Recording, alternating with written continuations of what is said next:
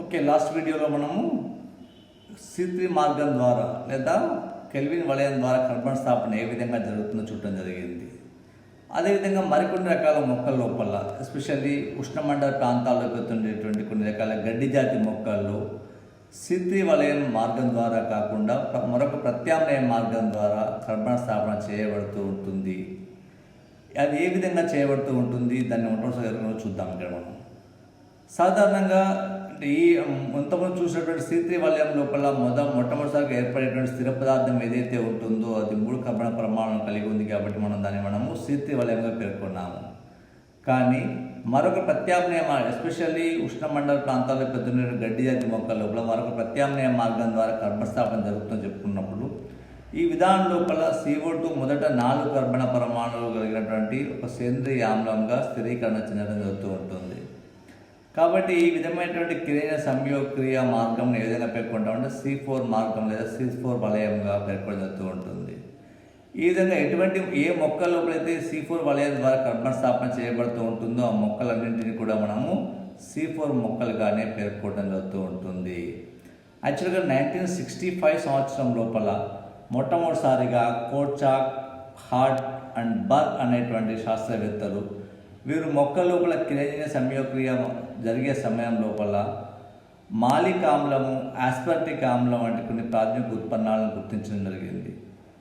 ఆ తరువాత ఆస్ట్రేలియా దేశానికి చెందినటువంటి మరొక ఇద్దరు శాస్త్రవేత్తలైనటువంటి హచ్ అండ్ స్లాక్ అనే శాస్త్రవేత్తలు 1969వ సంవత్సరం లోపల అది ఏ విధంగా ఈ సేంద్రియ ఆమ్లాలు అయినటువంటి మాలిక్ ఆమ్లము, ఆస్పర్టిక్ ఆమ్లాలు ఏర్పడుతూ ఉంటాయి, ఈ రవాణా మార్గం ఏ విధంగా ఉంటుందో వారు పూర్తిగా వివరించడం అనేది జరిగింది. సాధారణంగా కొన్ని రకాల మొక్కలైనటువంటి మొక్కజొన్న, ఇతర గడ్డి జాతి జొన్న వంటి ఇతర గడ్డి జాతి మొక్కల లోపల ఈ ప్రత్యామ్నాయ మార్గం ద్వారా కర్బన స్థాపన జరిగినట్టుగా వీరు గుర్తించడం అనేది జరిగింది.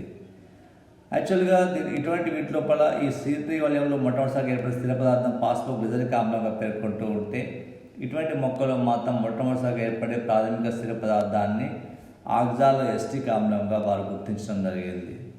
అందువల్లనే దీన్ని మనం డైకార్బాక్సిలిక్ ఆమ్ల వలయంగా కూడా పేర్కొనవస్తూ ఉంటుంది. ఓకే, సో సాధారణ అంటే దీన్ని C4 వలయంగాను లేదా హస్లాక్ వలయంగాను లేకుంటే అదేవిధంగా డైకార్బాక్సిలిక్ ఆమ్ల వలయంగా అంటే ఎందుకోసం అంటే ఈ విధంగా ఇక్కడ 4 కర్బన పరమాణువులు కలిగి ఉండేటువంటి ఆక్సాలోఎస్టిక్ ఆమ్లం అనేది మొదటి స్థిర పదార్థంగా ఏర్పడుతూ ఉంటుంది కాబట్టి దాని డైకార్బాక్సిలిక్ ఆమ్ల వలయం కూడా పేర్కొనబడుతూ ఉంటుంది. సాధారణంగా ఇటువంటి C4 వలయం అనేది ఎక్కువగా ఆవృత బీజ మొక్కల లోపల 11 కుటుంబాలకు చెందినటువంటి 19 ప్రజాతుల లోపల ఇటువంటి C4 మార్గం ద్వారా కర్బన స్థాపన జరుగుతుందని పేర్కొనడం జరిగింది. ఎస్పెషల్లీ డిస్టేరియా కానివ్వండి, అదేవిధంగా క్లోరిక్ కానివ్వండి, ఎలాస్టిస్ కానివ్వండి, సోర్గం, జియామేజ్, సకారం వంటి గడ్డి జాతి మొక్కల లోపల దాంతోపాటు కొన్ని రకాల ద్విదళ బీజ మొక్కలైనటువంటి అమెరాంథస్, ట్రిబులస్, కీనోపోడియస్ వంటి ద్విదళ బీజ గుల్మాల్లో కూడా ఈ C4 మార్గం ద్వారానే కర్బన స్థాపన అనేది చేయబడుతూ ఉంటుంది.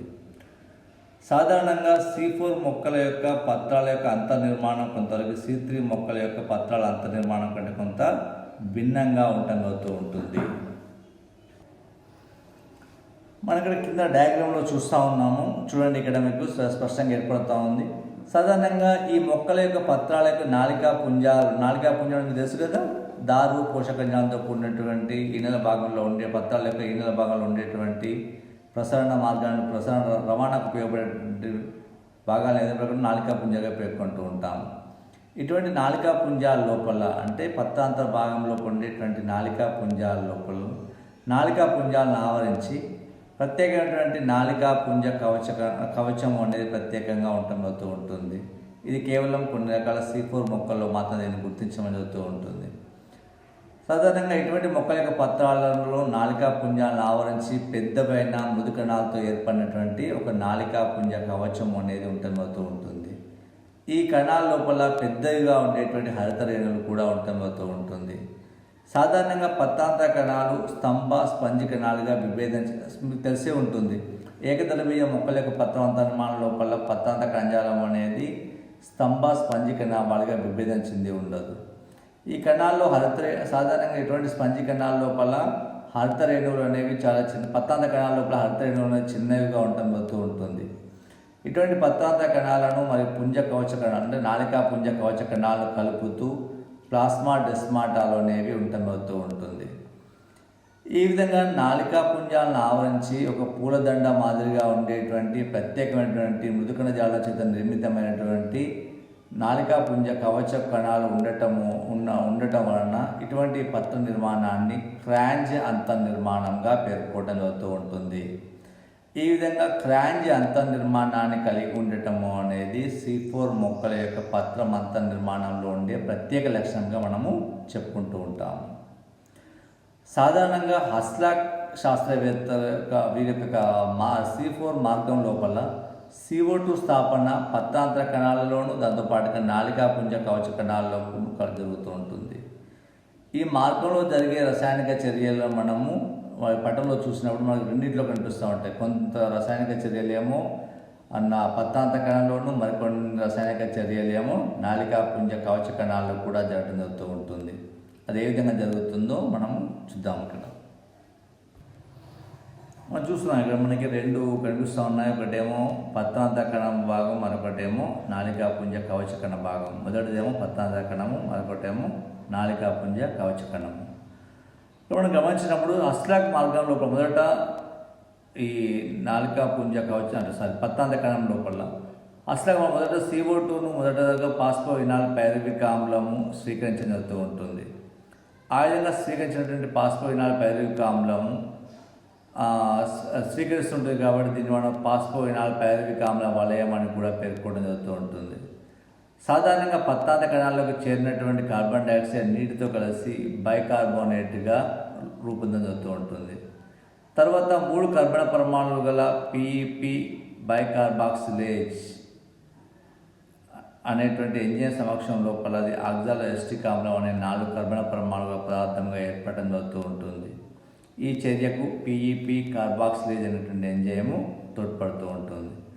ఆ విధంగా మొదట కార్బన్ డైఆక్సైడ్ నీటితో కలవడం ఫలితంగా బైకార్బోనేట్గా మారుతూ ఉంటుంది.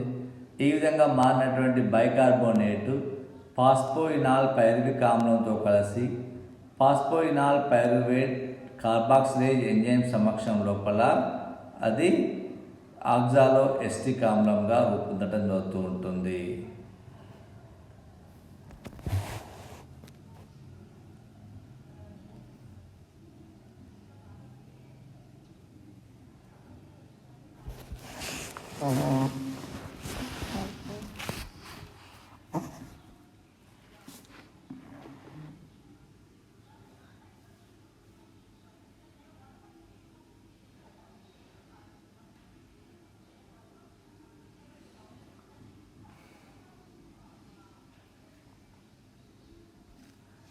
ఈ విధంగా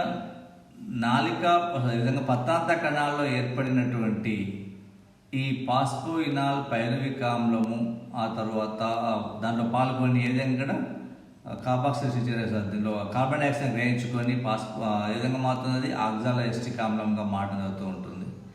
ఆ విధంగా మారినటువంటి ఆక్సాలోఎస్టిక్ ఆమ్లం ఆ తర్వాత హరిత రేణువు భాగంలోకి చేరడం జరుగుతూ ఉంటుంది.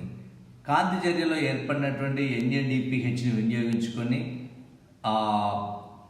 ఆక్సాలోఎస్టిక్ ఆమ్లం కాస్త ఏ విధంగా మారిపోతుంది ఇక్కడ ఇది మాలిక్ ఆమ్లంగా రూపొందించడం జరుగుతూ ఉంటుంది. ఈ చర్య లోపల NADP అనేది ఒక సహ ఎంజైమ్గా అంటే NADP సహ ఎంజైమ్గా ఉండేటువంటి మాలిక్ డిహైడ్రోజినేజ్ అనేటువంటి ఎంజైమ్లో పాల్గొనడం జరుగుతూ ఉంటుంది. ఆ విధంగా అంటే దీని సాధారణంగా కొన్ని జాతుల లోపల ఏమో ఇక్కడ మాలిక్ ఆమ్లం ఉత్పత్తి అవుతుంటే మరికొన్ని రకాల జాతులు ఆస్పార్టిక్ ఆమ్లం కూడా ఏర్పడడం జరుగుతూ ఉంటుంది. ఈ విధంగా ఆక్సాలోఎస్టిక్ ఆమ్లం నుంచి కొన్ని జాతుల లోపలేమో మాలిక్ ఆమ్లం, మరికొన్ని జాతులేమో ఆస్పార్టిక్ ఆమ్లం ఏర్పడుతూ ఉంటే ఆ విధంగా పత్రాంత కణాలు ఏర్పడినటువంటి మాలిక్ ఆమ్లము లేదా ఆస్పార్టిక్ ఆమ్లము ఆ తర్వాత ప్లాస్మా డెస్మాటాల ద్వారా నాళికా పుంజ కవచ కణాల్లోకి రవాణా అవుతుంది. ఆ విధంగా ఎప్పుడైతే నాళికా పుంజ కవచ కణాల్లోకి రవాణా అవుతుందో అప్పుడు ఆక్సిడేటివ్ డీకార్బాక్సిలేషన్ చర్య ద్వారా మాలిక్ ఆమ్లం నుండి కార్బన్ డైఆక్సైడ్ తొలగిపోవడం జరుగుతూ ఉంటుంది. ఆ విధంగా తొలగిపోవడం ఫలితంగా తిరిగి మళ్ళీ ఇక్కడ పైరువిక్ ఆమ్లం అనేది ఏర్పడడం జరుగుతూ ఉంటుంది. ఆ విధంగా ఏర్పడినటువంటి పైరువిక్ ఆమ్లము ఆ తర్వాత ఇక్కడ ఈ చర్య పైరువిక్ ఆమ్లం ఏర్పడాలంటే కంపల్సరీగా ఇక్కడ మాలేట్ డి కార్బాక్సిలేజ్ ఎంజైమ్ తోడ్పడడం జరుగుతూ ఉంటుంది. ఇక్కడ ఒక NADP కూడా ఉత్పత్తి కావటం అనేది జరుగుతూ ఉంటుంది. అంటే మాలిక్ ఆమ్లం NADPని వినియోగించుకొని NADPని కలుపుకొని పైరువిక్ ఆమ్లంతో రూపొందడంతో పాటుగా ఒక NADPHను ఉత్పత్తి చేస్తూ ఉంటుంది. కార్బన్ డైఆక్సైడ్ని విడుదల చేయడం జరుగుతూ ఉంటుంది. ఆ విధంగా ఎప్పుడైతే కార్బన్ డైఆక్సైడ్ నాళికా పుంజ కవచ కణంలో విడుదలవుతుందో విడుదలైనటువంటి కార్బన్ డైఆక్సైడ్ను రిబిలోజ్ 1,5 బిస్ఫాస్ఫేట్ గ్రహించుకొని ఇందులో మనం చూసినట్టుగా ఆ కెల్విన్ వలయ ప్రక్రియ పూర్తిగా జరిగి కర్బన స్వాంగీకరణ కూడా జరగటం ఫలితంగా అక్కడ పిండి పదార్థం అనేది ఏర్పడటం జరుగుతూ ఉంటుంది. ఓకే, ఆ విధంగా అక్కడ పిండి పదార్థం ఏర్పడితే గ్లూకోజ్ అనేది ఏర్పడుతూ ఉంటుంది. ఆ విధంగా నాళికా పుంజ కవచ కణాలు ఏర్పడిన పైరువిక్ ఆమ్లము తిరిగి మళ్ళీ ప్లాస్మాడెస్మాటా సహాయంతో పత్తాంత కణాలకు రవాణా చెందడం జరుగుతూ ఉంటుంది. ఇక్కడ ATP అకర్బన ఫాస్ఫేట్ సమక్షంలో జరిగేటువంటి ఈ ఫాస్ఫారిలేషన్ చర్య ద్వారా పైరువిక్ ఆమ్లం మరల ఫాస్ఫోయినాల్ పైరువిక్ ఆమ్లంగా మారుతూ ఉంటుంది. ఈ చర్యకు పైరువేట్ డైకైనేజ్ అనేటువంటి ఎంజైము తోడ్పడుతూ ఉంటుంది. ఈ విధంగా దీని లోపల C4 మార్గం ద్వారా కర్బన స్థాపన అనేది చేయబడుతూ ఉంటుంది. సాధారణంగా ఎందుకోసం ఈ మొక్కలు ఈ విధంగా C4 మార్గం ద్వారా కర్బన స్థాపన జరుపుకుంటూ ఉంటాయి అంటే సాధారణంగా ఈ మొక్కల కొంతవరకు C4 మొక్కలు అధిక ఉష్ణోగ్రత కొంతవరకు అనుకూలతను చూపడం జరుగుతూ ఉంటుంది. సో ఈ విధంగా బాష్పోత్సర్గం తగ్గించుకోవడం కోసము దీని యొక్క పత్రరంధ్రాలు పాక్షికంగా మూసుకోవడం జరుగుతూ ఉంటుంది. ఆ విధంగా ఎప్పుడైతే పత్రరంధ్రాలు పాక్షికంగా మూసుకొని జరుగుతూ ఉంటుందో automatic carbon dioxide carbon dioxide గ్రహించుకోవడం కూడా తగ్గిపోవడం జరుగుతూ ఉంటుంది. ఆ విధంగా తక్కువ కార్బన్ డైఆక్సైడ్ పత్రాలకు ప్రవేశిస్తూ ఉంటుంది కాబట్టి ఆ ప్రవేశించిన కార్బన్ డైఆక్సైడ్ మాత్రమే వినియోగించుకోవాలి. కాబట్టి RUBP కార్బాక్సిలేజ్ కంటే కూడా PEP కార్బాక్సిలేజ్ ఎంజైము CO2 పట్ల ఎక్కువ ఆకర్షణ శక్తిని కలిగి ఉంటుంది. కాబట్టి అతి తక్కువ గాఢత గల CO2 గాఢతలో కూడా C4 మొక్కలు కిన్సేస్ సంయుక్రియ జరపడానికి అనువుగా ఉంటుంది. కాబట్టి C4 మార్గం ద్వారా ఇవి కర్బన స్థాపన చేసుకుంటూ ఉంటాయి. అదేవిధంగా పత్తాంత కణాల్లోనూ నాళికా పుంజ కవచ కణాల్లోనూ కార్బాక్సిలేజ్ ఎంజైమ్ ఉండటం చేత శ్వాసక్రియ విడుదలైన కార్బన్ డైఆక్సైడ్ స్థిరీకరించడంలో కూడా ఇది ఉపయోగపడటం జరుగుతూ ఉంటుంది. ఈ విధంగా ఇక్కడ C4 మొక్కలు కాంతి శ్వాసక్రియను జరుపుకోలేవు కాబట్టి అందువల్ల కిన్సేస్ సంయోగక్రియ ప్రమాణం కూడా దీని లోపల అధికంగా ఉండటం అనేది జరుగుతూ ఉంటుంది. ఈ కారణాల చేత ఇవి C4 మార్గం ద్వారా మాత్రమే కర్బన స్థాపన జరుపుకోవటం అనేది జరుగుతూ ఉంటుంది.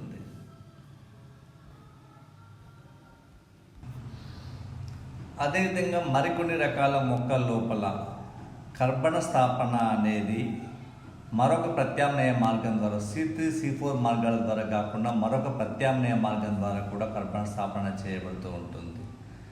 ఎస్పెషల్లీ కొన్ని రకాల రసభరిత ఎడారి మొక్కల లోపల కాక్టేసి, క్రాసులేసి, అగవేసి, పోర్టులకేసి వంటి కొన్ని రకాలకు చెందినటువంటి కుటుంబాలకు చెందినటువంటి మొక్కల లోపల కర్బన స్థాపన అనేది మరొక ప్రత్యామ్నాయ మార్గం అయినటువంటి CAM వలయం ద్వారా కర్బన స్థాపన అనేది చేయబడుతూ ఉంటుంది. సాధారణంగా ఇటువంటి మొక్కలన్నీ కూడా కొంతవరకు ఎడారి లక్షణాలు చూపుతుండేటువంటి మొక్కలు కాబట్టి బాష్పోత్సేక ప్రక్రియను నిరోధించుకోవడం కోసము ఇవి కేవలం రాత్రి సమయంలో మాత్రమే కార్బన్ డైఆక్సైడ్ గ్రహించుకొని కార్బోహైడ్రేట్ను తయారు చేసుకోవడం జరుగుతూ ఉంటుంది. ఈ విధంగా జరిగేటువంటి కర్బన స్వాంగీకరణనే మనము క్రాసులేసియన్ యాసిడ్ మెటబాలిజంగా పేర్కోవడం జరుగుతూ ఉంటుంది. కాబట్టి ఇటువంటి మొక్కలను CAM మొక్కలు అంటే క్రాసులేసియన్ యాసిడ్ మెటబాలిజం మొక్కలుగా పేర్కోవడం జరుగుతూ ఉంటుంది. రాత్రి సమయం లోపల CO2 స్థాపన జరుగుతుండటం వలన దీనిని నిష్కాంతిక CO2 స్థాపన అని కూడా పేర్కొనవచ్చు. ఓకే, సో సాధారణంగా CAM మొక్కలు పత్రాలు రసభరితంగా మందంగా ఉంటాయి. సో పత్రాంతర కణాల లోపల హరిత రేణువులు కూడా ఉండటం జరుగుతూ ఉంటుంది. వీటిలో కూడా ప్రత్యేకంగా నాళికా పుంజ కవచ కణాలు ఏవి కూడా ఉండటం అనేది జరగదు. సాధారణంగా సాధారణ మొక్కల లోపల పత్రరంధ్రాలు పగటి కాలంలో తెరుచుకొని రాత్రిపూట మూసుకోవడం జరుగుతూ ఉంటుంది. అటువంటి పత్రరంధ్ర చలనాన్ని మనం ఫోటో యాక్టివ్ చలనాలుగా పేర్కొంటూ ఉంటాం. కానీ ఈ సిఏఎం మొక్కలు అంటే ఎస్పెషల్లీ ఇటువంటి సిఏఎం మార్గం ద్వారా కర్బన స్థాపన జరుపుకునే మొక్కల్లో అయినటువంటి ఇటువంటి సిఏఎం మొక్కల్లో మాత్రం కర్బన స్థాపన అనేది కర్బన స్థాపన జరుపుకునే మొక్కల్లో మాత్రము పత్రరంధ్రాలు పగటిపూట మూసుకొని రాత్రిపూట తెరుచుకోవడం జరుగుతూ ఉంటుంది. ఈ విధంగా పత్రరంధ్ర చలనం అనేది పగటిపూట మూసుకొని రాత్రిపూట తెరుచుకునేటువంటి ఇటువంటి పత్రరంధ్రం యొక్క చలన యాంత్రికాన్ని మనము స్కోటో యాక్టివ్ చలనంగా పేర్కోవటం జరుగుతూ ఉంటుంది. ఈ విధంగా ఈ సమయంలో జరిగేటువంటి బాష్పోత్సేక ప్రక్రియ కూడా స్కోటో యాక్టివ్ ట్రాన్స్పిరేషన్గా పేర్కోవటం అనేది జరుగుతూ ఉంటుంది. సో ఇటువంటి మొక్కల్లో కూడా కర్బన స్థాపన ఏ విధంగా జరుగుతుందో చూద్దాం. సేమ్ యాజ్ ఇట్ ఈజ్గా ఇంతకు మనం చూసినటువంటి C4 వలయం ద్వారా ఏ విధంగా కర్బన స్థాపన జరుగుతూ ఉంటుందో అదేవిధంగా జరుగుతూ ఉంటుంది. అక్కడేమో నాళికా పుంజ కవచ కణాలకి మరియు పత్తాంత కణాల మధ్య జరుగుతూ ఉంటే ఇక్కడేమో అదే రసాయనిక చర్యలు రాత్రి సమయంలోనూ మరియు పగటి సమయాల్లో మాత్రం జరుగుతూ ఉంటాయి. ఇదే విధంగా చూద్దాం. ఇప్పుడు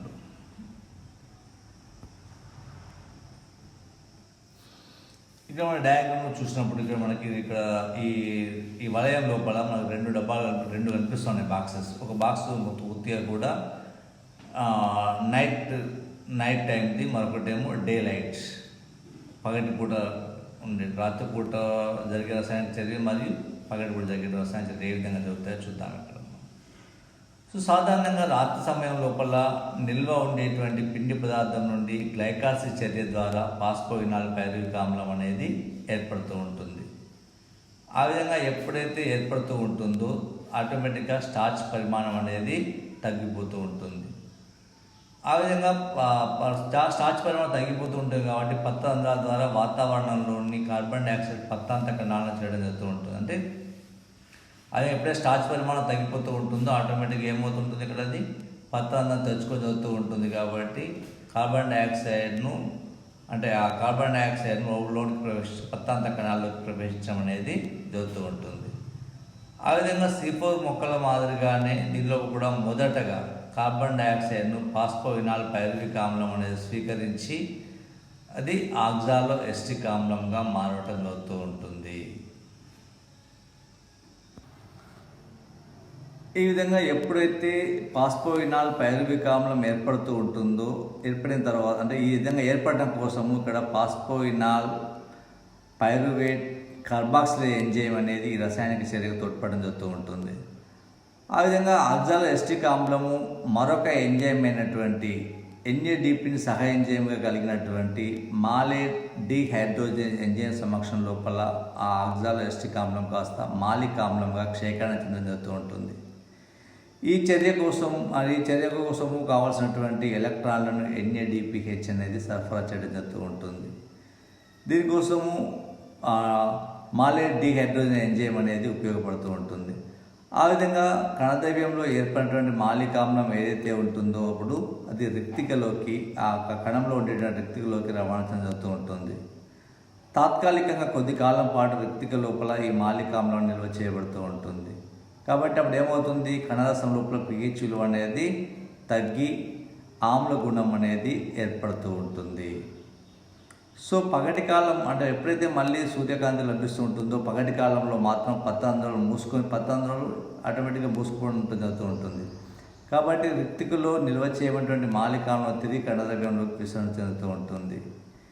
ఈ విధంగా ఆక్సిడేటివ్ డీకార్బాక్సిలేషన్ చర్య ద్వారా కార్బన్ డైఆక్సైడ్ విడిపోయి పైరువిక్ ఆమ్లం అనేది ఏర్పడుతూ ఉంటుంది.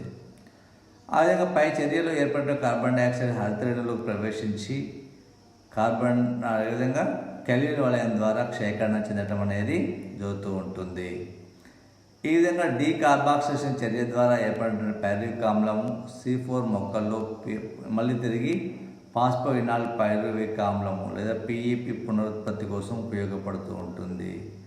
కాబట్టి పగటి కాలంలో CAM మొక్కల్లో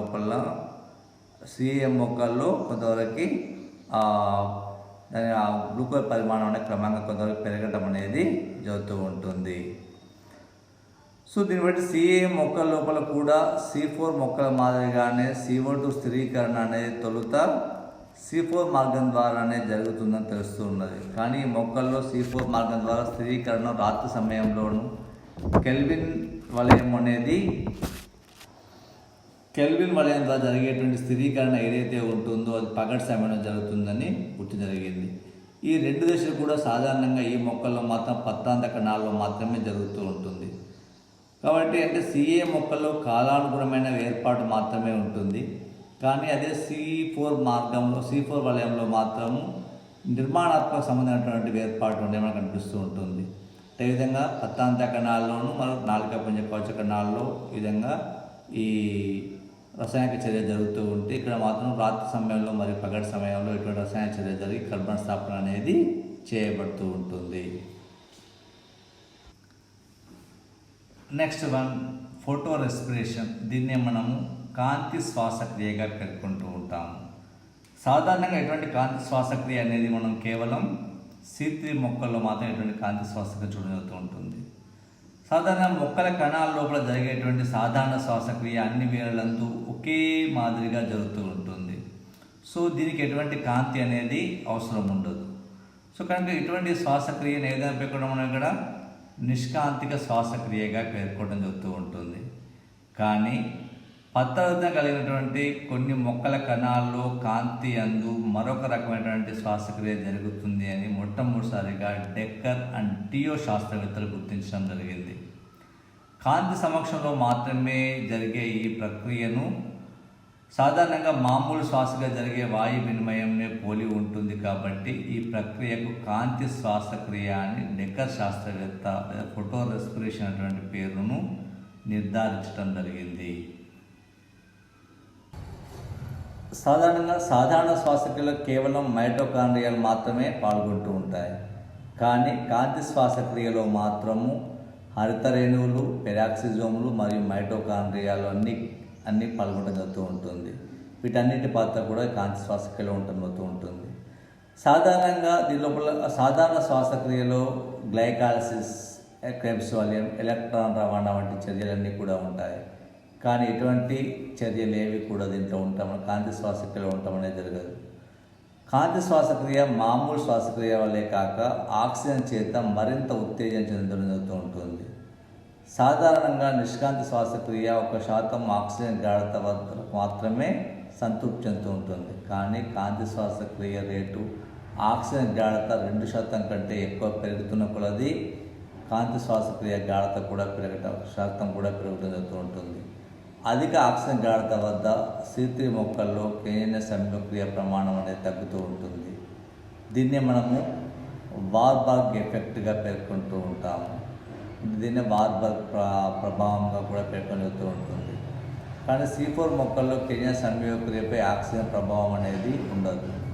దీనికి కారణం ఏంటంటే ఈ మొక్కల్లో కాంతి శ్వాసక్రియ రేట్ అనేది జరగకపోవడమే దీనికి ప్రధాన కారణం.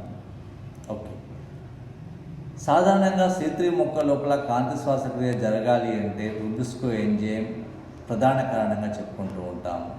ఎందుకోసం అంటే ఆల్రెడీ మనం కెల్విన్ వలయం చెప్పడం జరిగింది. రుబిస్కో ఎంజైమ్కి ఒక గుణం ఉంటుంది. ఏంటి ఇక్కడ రుబిస్కో ఎంజైమ్ అంటే ఏమనుకున్నాం మనం? రిబిలోజ్ 1,5 బిస్ఫాస్ఫేట్ కార్బాక్సిలేజ్ అండ్ ఆక్సిజనేజ్ అంటే కార్బాక్సిలేషన్ చర్యలతో పాటుగా ఆక్సీకరణ చర్యను కూడా జరపగలిగే శక్తి రుబిస్కో ఎంజైమ్ ఉంటూ ఉంటుంది. కాబట్టి అధిక ఆక్సిజన్ గాఢతల వద్ద కార్బాక్సిలేషన్ చర్య కంటే కూడా ఆక్సిడేషన్ చర్యను జరుపుతూ ఉంటుంది. కాబట్టి ఆటోమేటిక్గా కిరణ్య సంయోగ రేట్ అనేది తగ్గిపోయి ఇక్కడ కాంతి శ్వాసక్రియ రేట్ అనేది పెరగడం జరుగుతూ ఉంటుంది. ఈ రుబిస్కో ఎంజైమ్ ఏదైతే ఉందో అది యాక్చువల్గా అయితే మామూలుగా అయితే సాధారణంగా CO2 గ్రహించడం కోసం ఉపయోగపడుతూ ఉంటుంది. కానీ అధిక ఆక్సిజన్ గాఢతల వద్ద కార్బన్ డైఆక్సైడ్ గాఢత కంటే ఆక్సిజన్ గాఢత అధికంగా ఉన్నప్పుడు ఆ RUBP ఆక్సిజనేజ్ ఎంజైమ్గా పనిచేయడం జరుగుతూ ఉంటుంది. దీని ప్రభావం వలన RUBP ఆక్సీకరణం చెంది 2-ఫాస్ఫోగ్లైకాలిక్ ఆమ్లము మరియు 3-ఫాస్ఫోగ్లైకాలిక్ ఆమ్లాన్ని ఏర్పరచడం జరుగుతూ ఉంటుంది. 3-ఫాస్ఫోగ్లిజరిక్ ఆమ్లాన్ని ఏర్పరచడం జరుగుతూ ఉంటుంది. ఈ 2 కర్బన పరమాణులు కలిగినటువంటి ఫాస్ఫోగ్లైకాలిక్ ఆమ్లం ఆక్సీకరణ చర్యకు లోనై CO2 ఉత్పత్తి చేయడం అనేది జరుగుతూ ఉంటుంది. దీనిని మనం కాంతి శ్వాసక్రియగా పేర్కొంటూ ఉంటాము. C3 మొక్కల లోపల మాత్రం రుబిస్కో ఎంజైమ్ పత్తాంత కణాల్లోనే ఉండటం వలన ఈ మొక్కల్లో కాంతి శ్వాసక్రియ ఎక్కువ వేగంగా జరుగుతూ ఉంటుంది. ఫలితంగా C4 మొక్కల్లో మాత్రం ఈ ఎంజైమ్ నాళికా పుంజ కవచ కణాల్లో ఉంటుంది. ఈ మొక్కల్లో వాతావరణం నుండి గ్రహించిన కార్బన్ డైఆక్సైడ్ మొదటగా C4 మార్గం ద్వారానే స్థిరీకరింపబడుతూ ఉంటుంది. కాబట్టి నాళికా పుంజ కవచ కణాలలో కార్బన్ డైఆక్సైడ్ అధిక గాఢతలో ఉండటం చేత రుబిస్కో ఎంజైమ్ కార్బాక్సిలేషన్ చర్యలో మాత్రమే పాల్గొంటూ ఉంటుంది.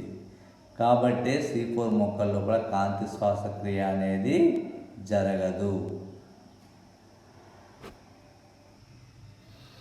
ఇందులో జరిగే రసాయన చర్య వరుసగా గమనించినప్పుడు ప్రధానంగా మొదట ఏమవుతుంది, ఇక్కడ ఆ రుబిస్కో ఎంజైమ్ కార్బన్ డైఆక్సైడ్ గాఢత కంటే ఆక్సిజన్ గాఢత ఎక్కువగా ఉన్నప్పుడు ఆక్సిడేషన్ చర్య జరుపుతూ ఉండటం ఫలితంగా అక్కడ అది ఆ రిబ్లో 1,5 బిస్ఫాస్ఫేట్ అనేది 2-ఫాస్ఫోగ్లైకాలిక్ ఆమ్లం, అదేవిధంగా 3-ఫాస్ఫోగ్లిజరిక్ ఆమ్లంగా మారడం జరుగుతూ ఉంటుంది. ఆ విధంగా ఎప్పుడైతే 2-ఫాస్ఫోగ్లైకాలిక్ ఆమ్లం ఏర్పడుతూ ఉంటుందో దాని నుంచి ఫాస్ఫేట్ తొలగిపోవడం ఫలితంగా అది గ్లైకాలిక్ ఆమ్లంగా మారుతూ ఉంటుంది. ఈ విధంగా ఫాస్ఫోగ్లైకాలిక్ ఆమ్లము సాధారణ గ్లైకాలిక్ ఆమ్లంగా మారడం కోసం ఫాస్ఫటేజ్ అనేటువంటి ఎంజైము తోడ్పడుతూ ఉంటుంది. ఈ ఎంజైమ్ సమక్షం లోపల ఫాస్ఫోగ్లైకాలిక్ ఆమ్లంలో ఉండేటువంటి ఫాస్ఫేట్ సముదాయాన్ని తొలగించిన ఫలితంగా అది గ్లైకాలిక్ ఆమ్లంగా మారిపోవడం జరుగుతూ ఉంటుంది. ఈ విధంగా హరిత రేణువులో కాంతి సమక్షంలో ఏర్పడిన గ్లైకాలిక్ ఆమ్లము కాంతి శ్వాసక్రియకు క్రియాధార పదార్థంగా ఉండటం జరుగుతూ ఉంటుంది. ఈ గ్లైకాలిక్ ఆమ్లము ఆ తర్వాత ఇక్కడ హరిత రేణువుల నుంచి పెరాక్సిజోమ్లో అనబడే మరో కణాంగంలోకి ప్రవేశించుతూ ఉంటుంది. పెరాక్సిజోమ్లో హరిత రేణు కణజాలంలో మాత్రమే ఉండి, అంటే హరిత రేణు దగ్గరగా మాత్రమే ఉండేవి ఈ కాంతి శ్వాసక్రియలో పాల్గొనడం జరుగుతూ ఉంటుంది. సాధారణంగా ఎప్పుడైతే ఈ గ్లైకాలిక్ ఆమ్లం పెరాక్సిజోమ్లోకి ప్రవేశించిన తర్వాత గ్లైకాలిక్ ఆమ్లము ఆక్సీకరణం చెంది గ్లయాక్జలిక్ ఆమ్లంగా మారడం జరుగుతూ ఉంటుంది. దీనికోసం గ్లైకాలిక్ ఆమ్ల ఆక్సిడేజ్ అనేటువంటి ఎంజైము తోడ్పడటం జరుగుతూ ఉంటుంది. ఈ చర్య లోపల హైడ్రోజన్ పెరాక్సైడ్ మరియు కేటలోజ్ ఎంజైమ్ చర్య వల్ల విచ్ఛిన్నమై ఆక్సిజన్ విడుదల చేయడం అనేది జరుగుతూ ఉంటుంది.